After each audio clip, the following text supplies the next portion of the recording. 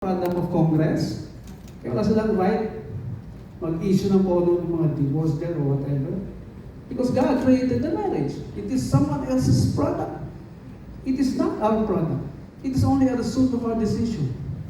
It's actually a bonus from God. If you enter into a relationship, you immediately activated a divine law, particular divine law. Kaya, kailan ba nagsimula ang marriage? The moment na you pursued a woman, inalok mo ng kasal, inalok mo na makapagrelasyon sa'yo. Kanino ba nagsisimula lagi ang marriage? Sa lalaki. Sa inyo, mga lalaki. Hindi naman nature ng babae ang mag-alok ng marriage sa mga lalaki. There's something wrong with that. Di ba? You don't feel that naturally.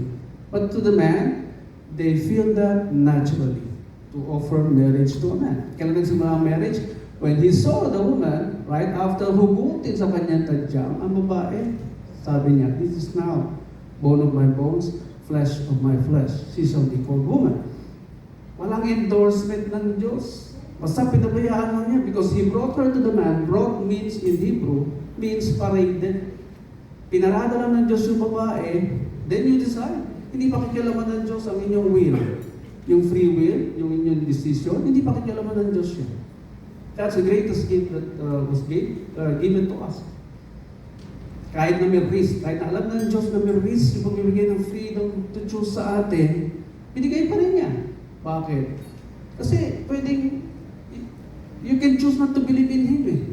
Diba? Risk yun for Him. And yet, He did it for His love.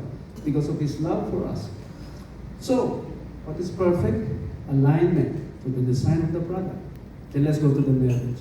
A marriage daw, according to experts, parang gem, precious gem. It's from the word gem. Ano yung sabihin na? You're both precious to God. You're both likened into a gem. Precious stone. Na nakakalat lang, pag kinolekta, minimix, pinagahalo, inaalis ang mga impurities through pressure, through heat. Kaya yung early years ng marriage ninyo, talagang challenging. Kasi nature will really push you to become one. Kaya habang nagtatagal ang marriage, dapat naaalis na yung mga pangit na ugali. Isa yun sa sikreto nila. Kaya umabot sila ng 50 years. Yung first 5 years, napakataas sa statistics ng hiwalayan. Bakit? Bumibigay ka agad sa isa't isa. Hindi nakakayanan. Siguro maraming surprises. Siguro maraming tinago. Nilihim. Kaya nagugulat na lang. In the middle of the marriage, in the first 5 years, ayun. Nasa surprise. Pati yung mga pangit na ugali. Eh siguro din nakati ng tamang seminar sa tamang pag-aasawa.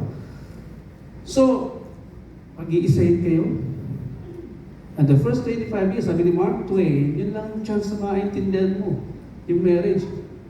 And it confirms dun sa research na ginawa ng Rappler when they studied all these cases na nasa court, sino yung pinakamatagal nagsama at sino yung pinakamaigsi na petitioner sa korte. And they discovered, yung pagtunto ng 26 years na pagsasama, 0 point na lang yung mga pumunta sa korte. Pero yung first 5 years, then 6 to 10, 11 to 15, 16 to 20, 21 to 25, ang taas pa. Pagtunto ng 26, doon, nabawasan na. Siguro, naging wise sila. Naging wiser by deciding, andito na eh, 25 years na yung binuo namin. Bakit pa ako magbubuo uli ng another family? That's stupidity already. Diba? So, 25 years. Ang susunod na challenge sa inyo is golden. Kasi 25 years silver, then 50 years golden. The next challenge is 50 years. Alam niyo ba, sa lahat ng kinakasal ko na 50 years din, napapansin ko sa kanila, nagiging magkamukha.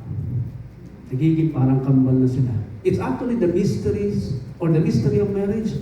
Bakit? Kasi may tatlong bagay kayong kailangan pag-isahin. Kayong dalawang mag-asawa.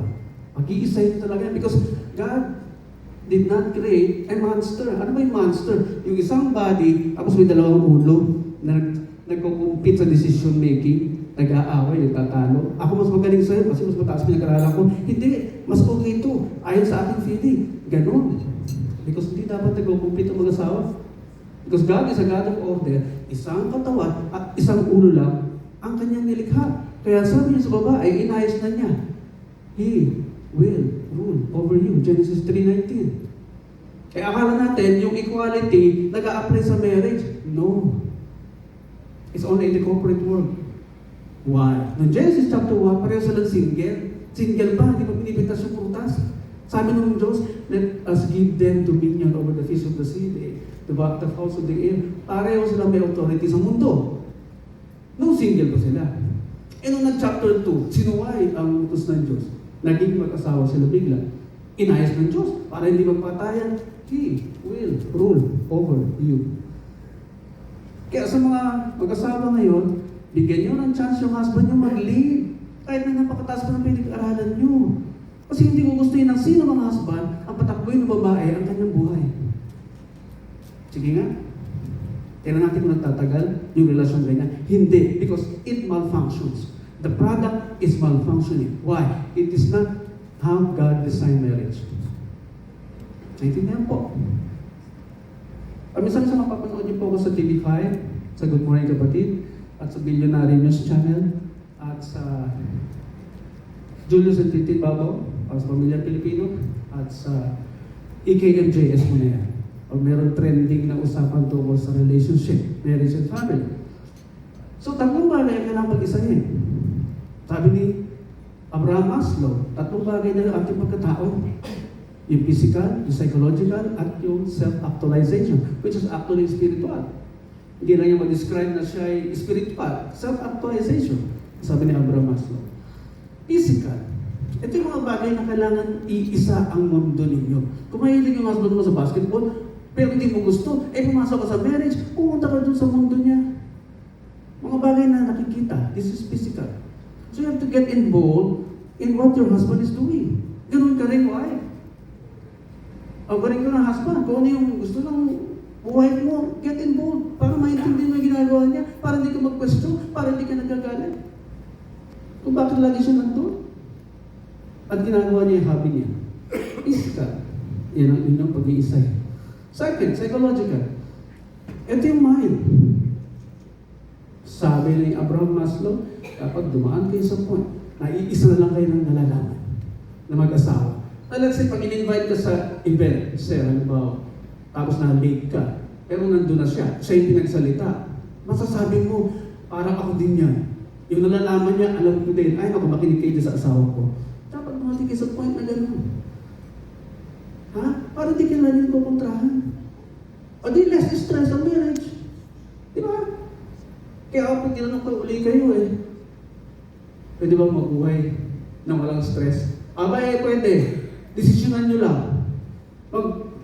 Pipiliin mo yung reaction mo.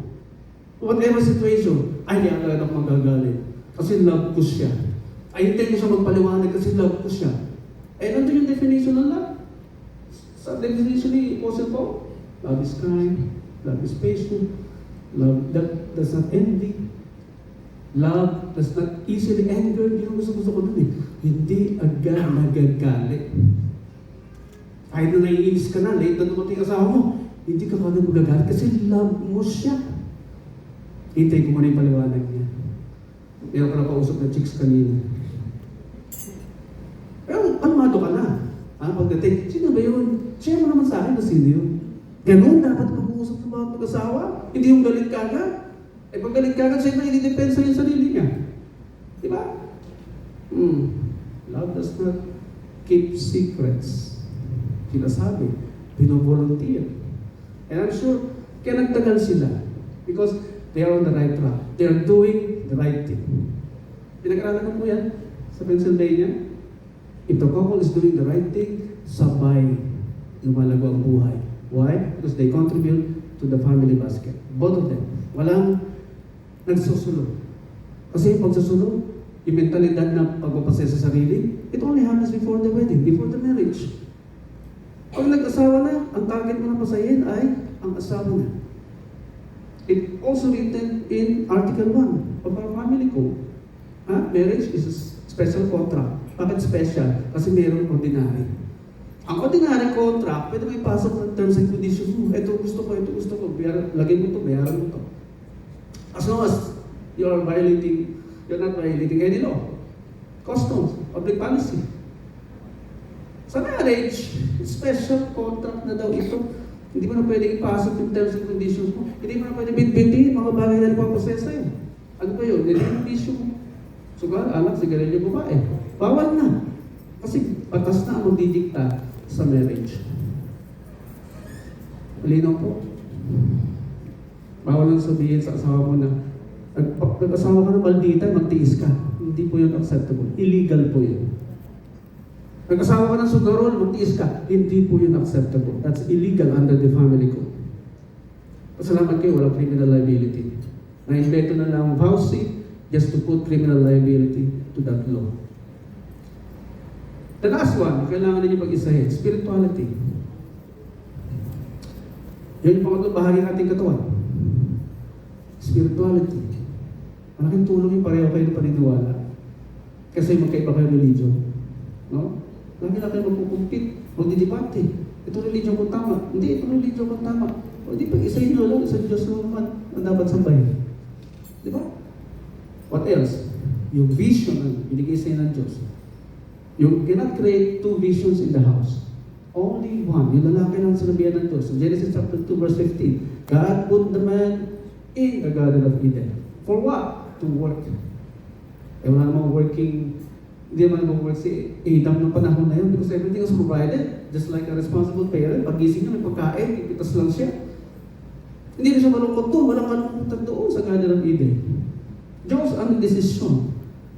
It is not good for this man to be alone. Hindi malungkot ang lalaki doon. Iko-correct ko lang po. Walang kalungkot sa Garden of Eden. Because hindi naman niya alam kung may babae darating eh. Walang kalungkutan doon. As a single bachelor, you are happy, enjoy your life.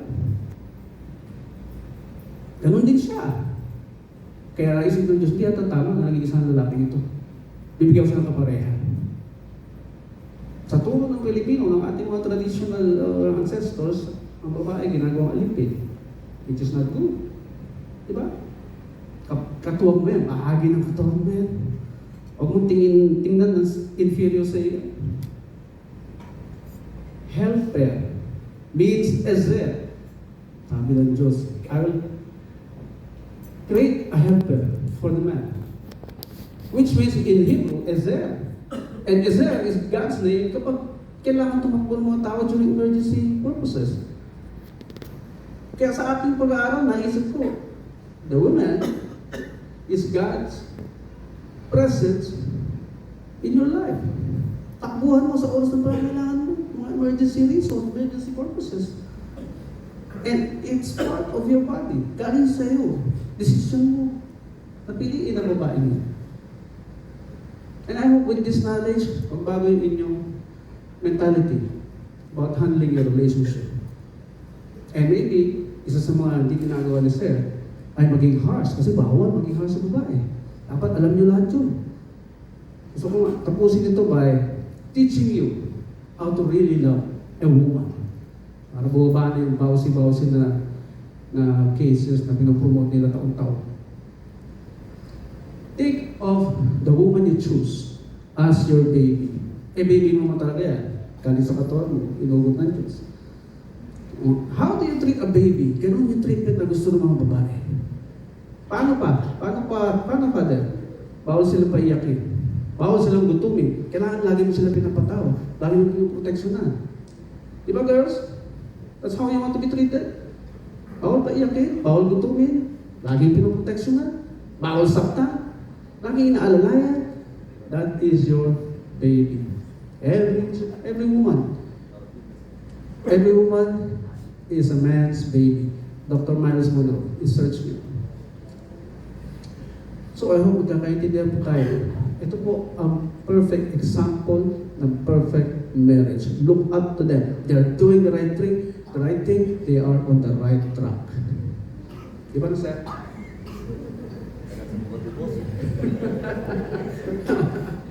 Kaya look up to them. They are one of the greatest examples of perfect marriage. Ano uli ang perfect marriage? Pagsasama na sumusunod lang sa design ng produkto at hindi pinapasok ang sariling kagustuhan. Because hindi ka na entitled sa sarili mong kagustuhan if the product is made by someone else, not by you. Okay po? Maraming po salamat sa pakikinig. Congratulations again sa inyo po dalawa. We will now proceed to the marriage rites. Bride and groom, please stand.